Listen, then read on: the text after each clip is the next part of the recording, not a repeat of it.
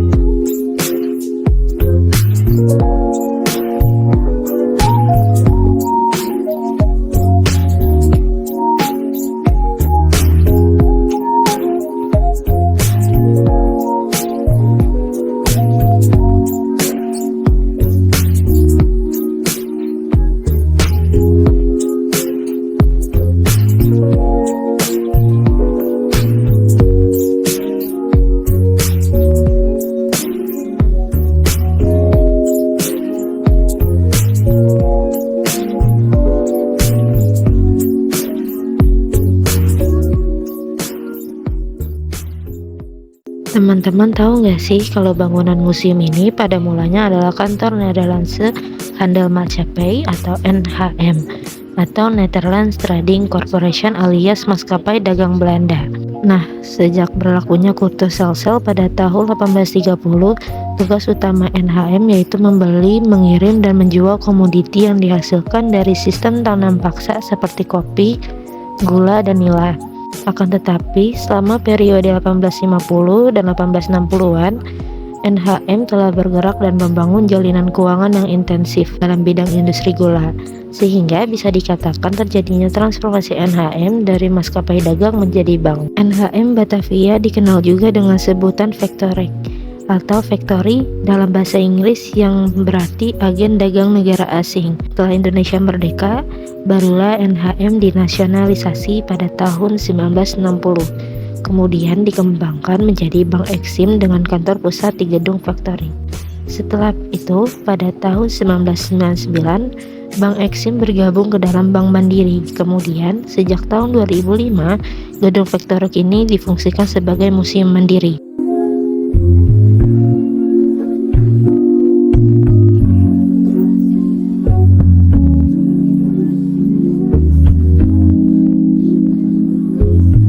Sebelum masuk lebih dalam untuk melihat pameran, kita harus membeli tiket terlebih dahulu sebesar Rp3.000 per orang. Setelah itu, kita akan mendapatkan tiket gelang.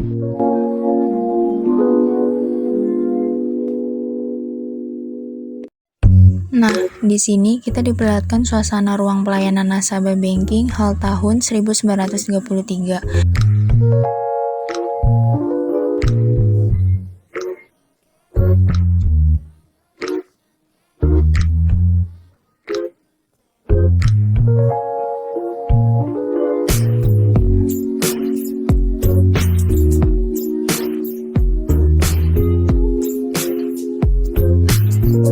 Dan kita diarahkan ke koridor menuju bagian perbankan. Dan ini adalah gambaran pada masa itu.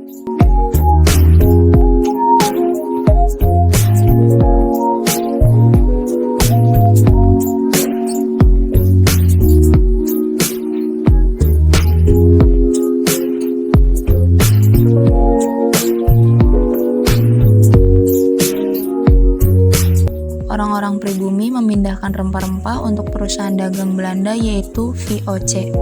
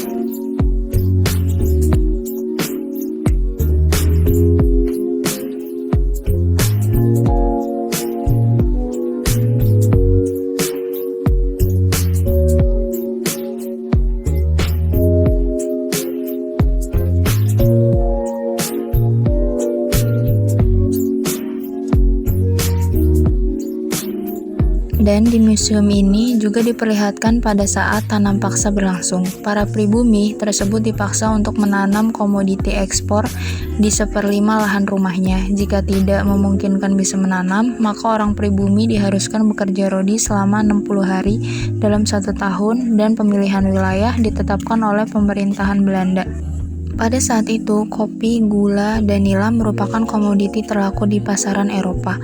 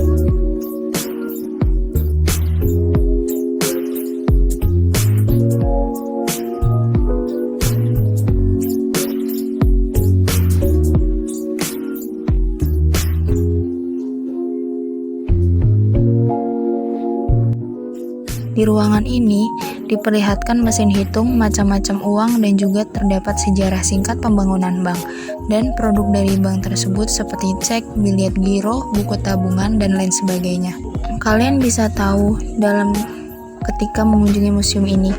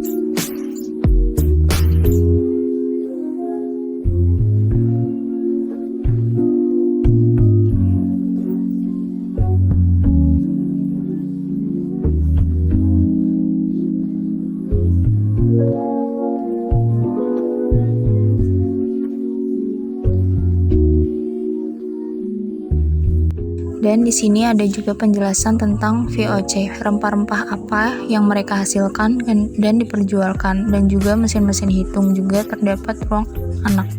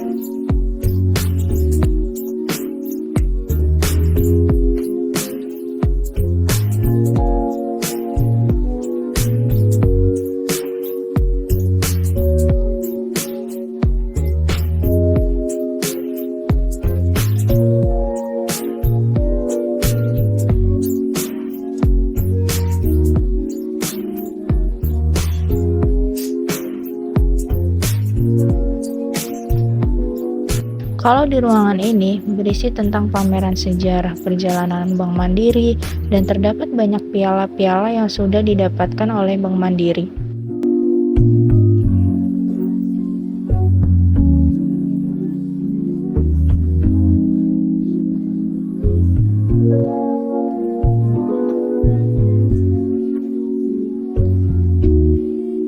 Dan di samping ruang brankas, kalian bisa menyewa kostum ataupun rehat sejenak di kopi teras yang berada di dalam museum.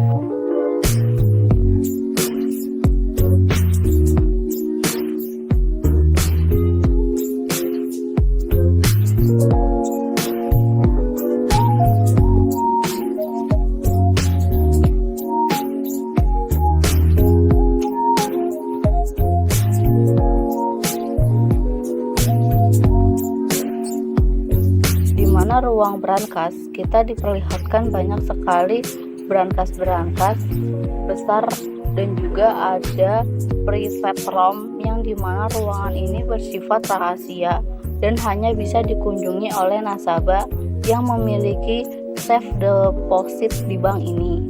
Biasanya setelah masuk di ruangan ini untuk melihat surat-surat berharga miliknya,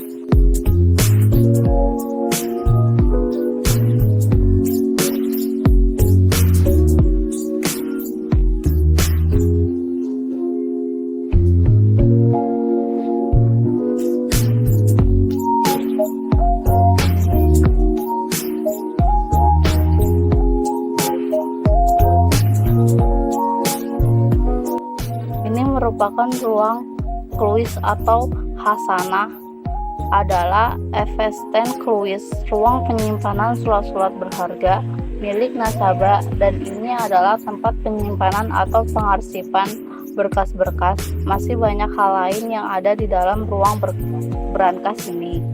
Maka dari itu, jika kalian ingin tahu lebih banyak, kunjungi Museum Bank Mandiri. Kenalkan, nama saya Rizka, saya dari kampus 5 ini Pasar Minggu. Boleh minta waktunya? Boleh. Dengan siapa? Wilma. Mbak Wilma. Mbak Wilma udah berapa lama sih bekerja di Museum Bank Mandiri? Per Juni ini 1 tahun, tepat 1 tahun. Sebagai Edukator. sebagai edukator. Apa menurut Mbak Wilma unik tentang koleksi dan pameran Museum Bank Mandiri? Kalau untuk yang unik dari Museum Mandirinya sendiri itu bisa dibilang kami menampilkan desain arsitektur yang masih orisinil. Karena kan begitu pengunjung baru masuk, langsung kelihatan bentuk asli gedungnya seperti apa. Sedangkan itu yang jarang dimiliki sama mungkin museum lain.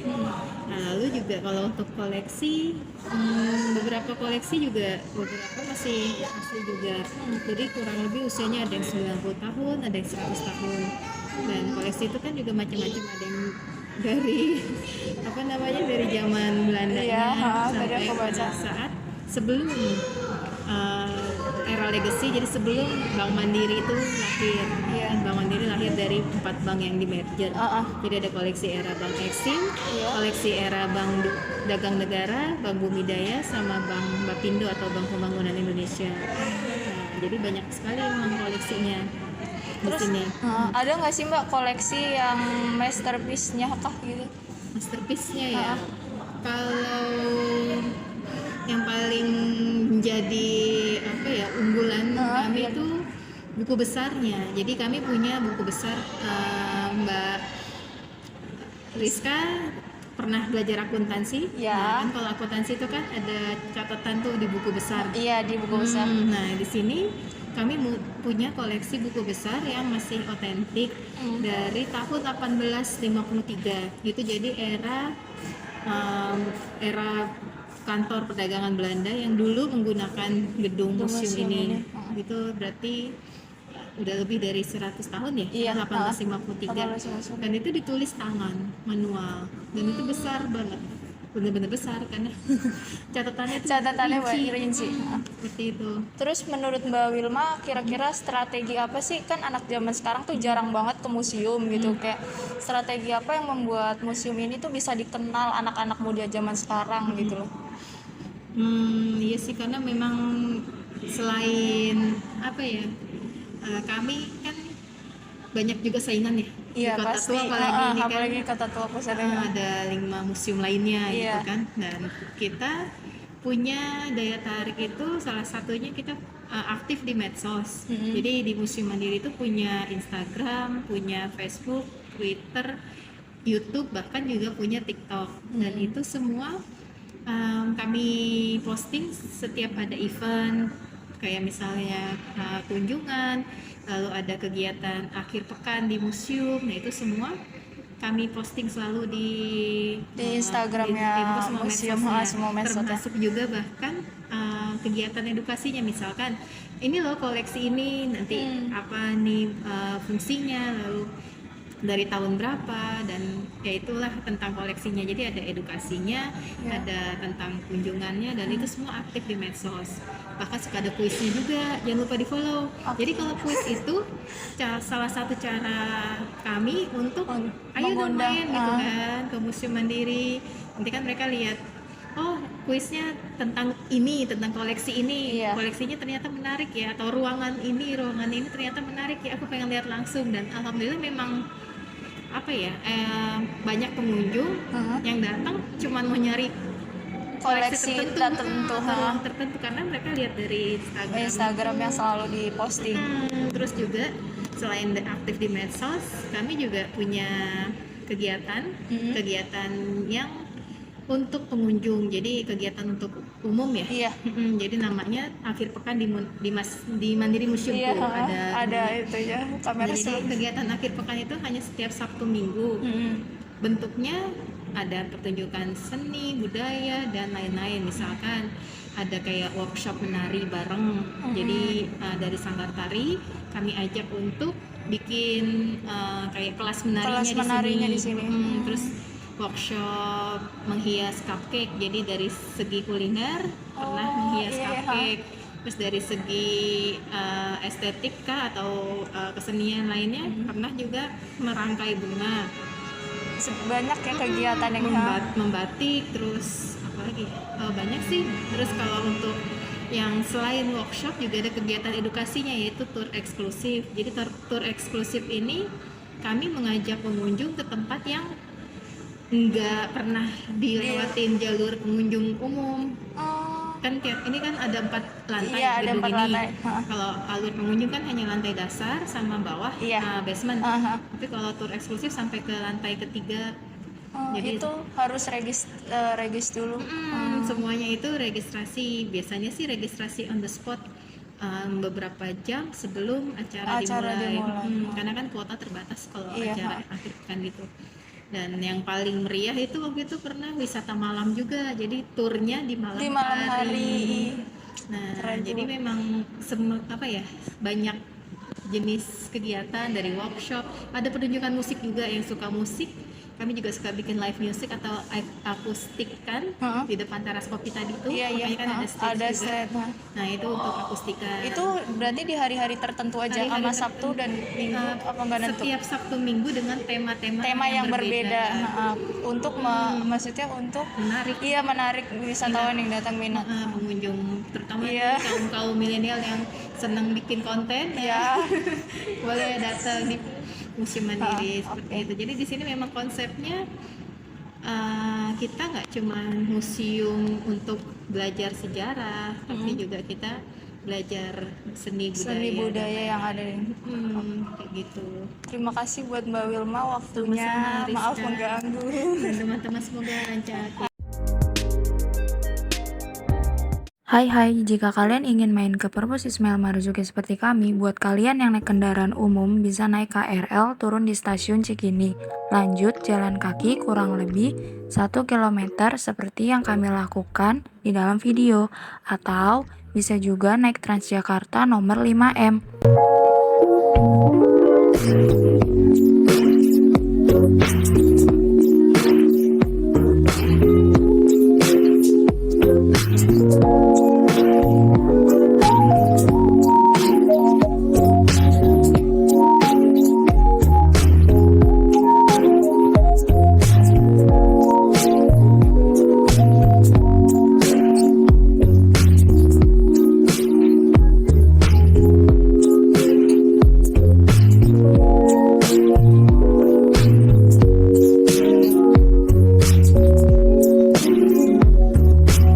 Perpustakaan Ismail Marzuki terletak di Kompleks Taman Ismail Marzuki, tepatnya di Cikini, Jakarta Pusat. Perpustakaan ini dinamakan sesuai dengan nama seorang seniman Indonesia terkenal, yaitu Ismail Marzuki, salah satu tokoh penting dalam sejarah musik di Indonesia. Perpustakaan Ismail Marzuki didirikan pada tahun 1988. Kalau udah sampai di depan, kalian bisa naik tangga terus, naik lagi pakai eskalator, sampai nanti ada petugas yang bantu arahin. Berjalannya waktu, perpustakaan mengalami perkembangan dan pembaruan. Pada tahun 2016, Perpustakaan Ismail Marzuki direnovasi dan diperluas untuk memberikan layanan yang lebih baik. Koleksi perpustakaan juga diperbarui dengan menambahkan buku-buku baru. Dan ada juga koleksi sastra Indonesia.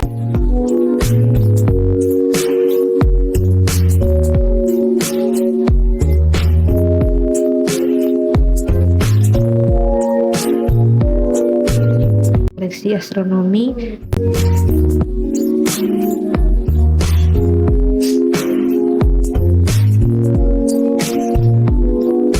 Ruang koleksi anak.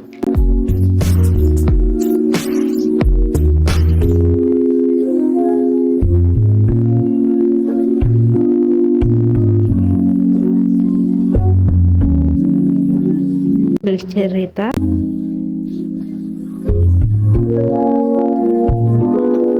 Bilik bermain.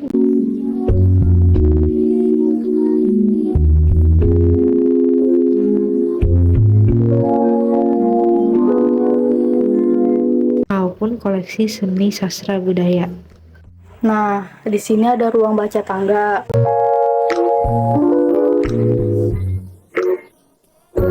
Ruang baca umum.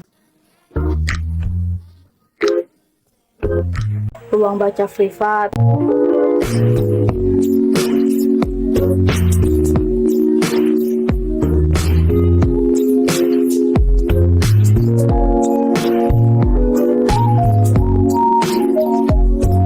Buku ilmu umum dan komputer, filsafat, psikologi, agama Kristen, agama Islam, ilmu sosial, statistik umum, ilmu politik, dan pemerintahan.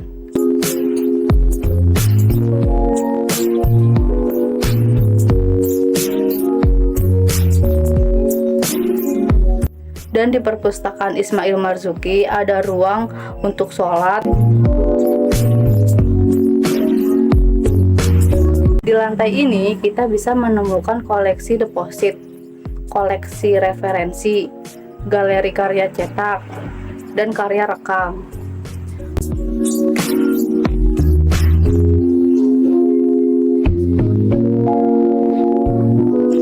Oh ya, di bagian luar gedung perpustakaan Ismail Marzuki, lebih tepatnya di samping tangga menuju perpustakaan, terdapat kantin. Dan jika kalian lurus saja, terdapat taman. Dan ada 2 gedung teater, 2 galeri seni, dan lain-lain.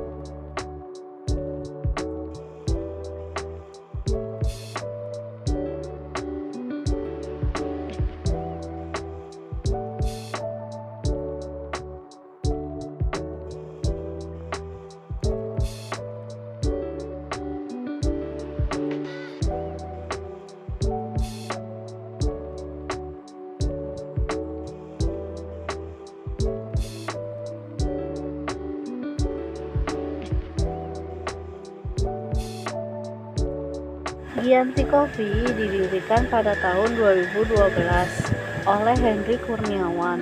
Nama Giyanti diambil dari sebuah desa di Jawa Tengah yang terkenal dengan kopi dan pertaniannya.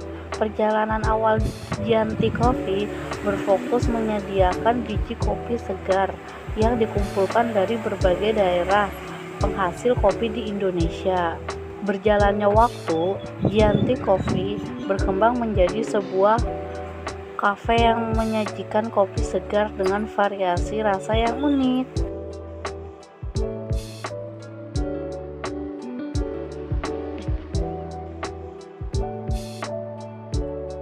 Setelah masuk ke Gianti Coffee, kami disambut oleh waiter dan ditanya seperti untuk berapa orang, mau indoor atau outdoor. Lalu kami dicarikan tempatnya oleh waiter Gianti Coffee.